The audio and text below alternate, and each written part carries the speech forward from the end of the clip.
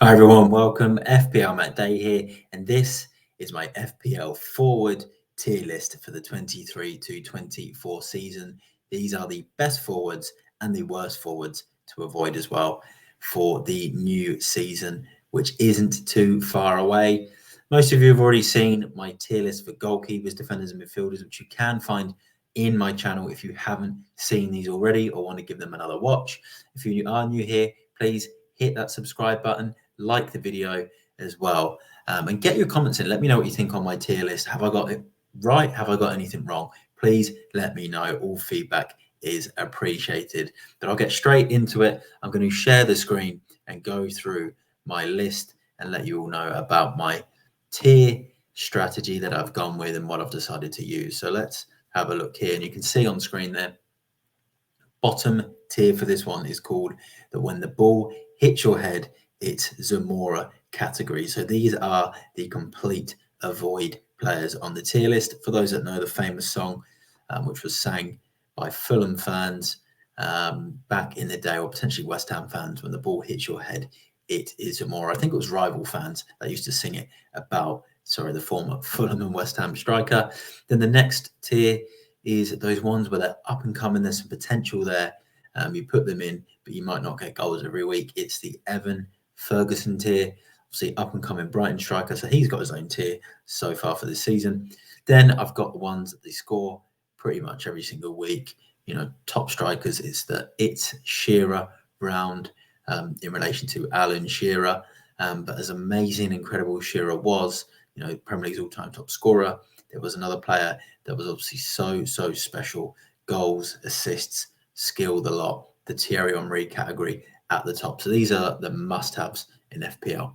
So let's go into that first category first. Let's talk about the avoids, which is the when the ball hits your head, Zamora category. So let's go into those avoids now, and let's see who they are. Let's bring them up on the screen. There we go. We got there in the end. So maybe some surprises. We'll start there. Mitrovic wants to leave Fulham. He's asked to leave. Don't select him right now. Not worth selecting in your teams. Fulham want to sell him. Fulham don't want to sell him, but he wants to go to Saudi. We know he was brilliant last season for us in our FPL teams. Obviously, he was on pens as well, but 7.5 mil. Don't even bother selecting him in your team right now. He doesn't want to be at Fulham. It's very unlikely that he will be starting the season there. Next team, I've gone with Anthony Martial. 6.5 million. Seems like a bargain. Seems like a bit of an enabler.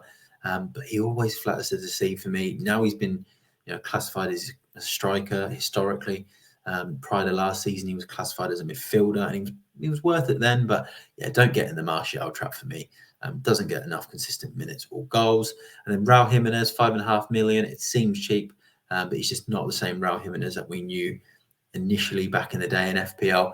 And then Brewster from newly promoted Sheffield United, 5 million. Seems cheap, doesn't score goals, doesn't get enough minutes. Don't get involved in that trap. Now I've put Edouard in there, which might be a surprise to some, but 5.5 million. Him and even Jordan Ayew, who I could have put in there too. They just, again, whenever you expect them to deliver, they just don't. So they are all avoids for me.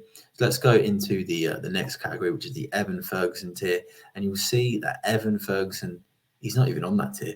I've not actually put him in there, but I have got Dominic Calvert-Lewin at 6 million. We saw how good he was in the lockdown season at 6 million for Everton. There is definitely potential for him to get back to that type of form again, but we need him to be fully fit. So he's in that potential tier at the moment. And then I've got Balogun from Arsenal, might go out on loan potentially to West Ham. So if he does at 4.5 million, he is someone to look at and consider. Then Vissa from Brentford, 6 million, lots of potential in there. He's been reclassified as a forward. Last season, he was a midfielder. With Tony out for 6 months, he is someone that you need to potentially consider as a third striker option.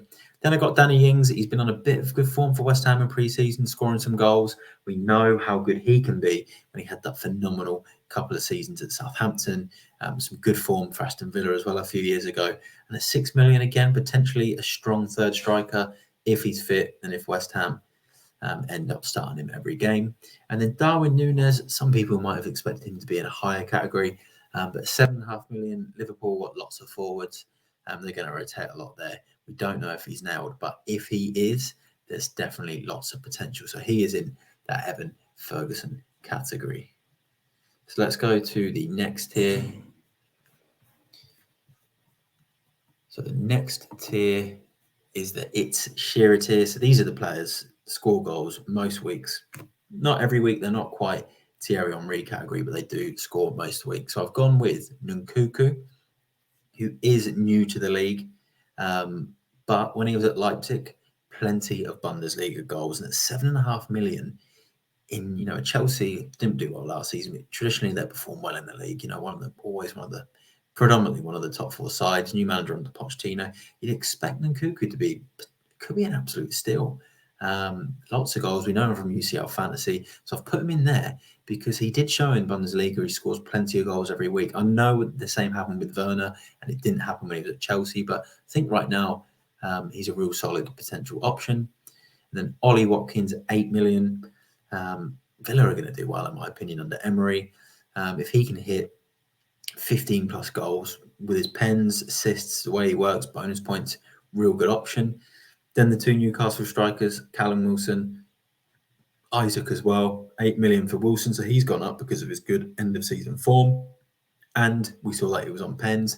And then you've got Isaac as well, 7.5 million. Both pretty well priced. Look, there could be a bit of rotation in there with Newcastle being in the Champions League this season. But if they can hit anywhere near the form they had towards the end of last season as a pairing, then there's going to be plenty of goals in there.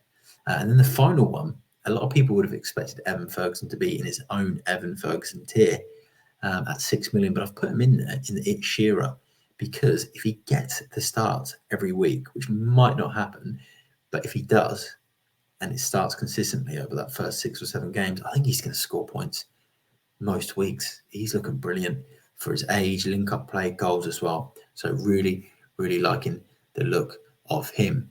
So that is the It's Shearer categories. Let's go into the best of the best, the Thierry Henry category. So let's see who is in this one. We've obviously got 5 players in those bottom 3 categories. So let's see who's in the top tier. And yet, there's only 3 strikers in the top tier. And I don't think it's going to be any surprise. Erling Haaland, 36 league goals last season. Absolutely ridiculous. Has to be in your teams at 14 million. Harry Kane, if he stays at Tottenham and doesn't join Bayern Munich for 12.5 million, again, you're guaranteeing yourself potentially 30 plus goals. He's going to be in a more attacking, free-flowing Spurs side under Ange Postecoglou. So you might need to double up on him with Haaland.